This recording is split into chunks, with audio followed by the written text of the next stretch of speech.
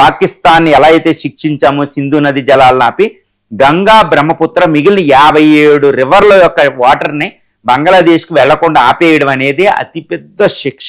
దీన్ని అంతర్జాతీయ చట్టాలు కూడా ఏమీ చేయలేవు, ఎందుకంటే భారత వ్యతిరేకత ఉంది. ఆ రివర్ వాటర్ ట్రీటీని వాళ్ళు పునరుద్ధరించుకోలేదు. పాకిస్తాన్కి చెప్పినంత సమాధానం కూడా మనం బంగ్లాదేశ్కి చెప్పాల్సిన అవసరం లేదు.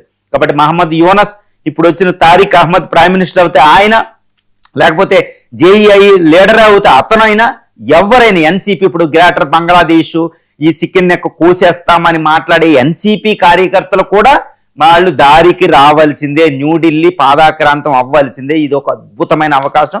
భారతదేశం దీన్ని ఉపయోగించుకుని ప్రపంచంలోని అతిపెద్ద టాప్ 10 రివర్స్ అయిన బ్రహ్మపుత్ర, దాని ఉపనదుల్ని, గంగా దాని ఉపనదుల్ని భారతదేశ నీటి అవసరాలకు ఉపయోగించుకోవడం అనేది అంది వచ్చిన అవకాశం. ఇదే మోడీ దృక్పథంగా కూడా తెలుస్తుంది.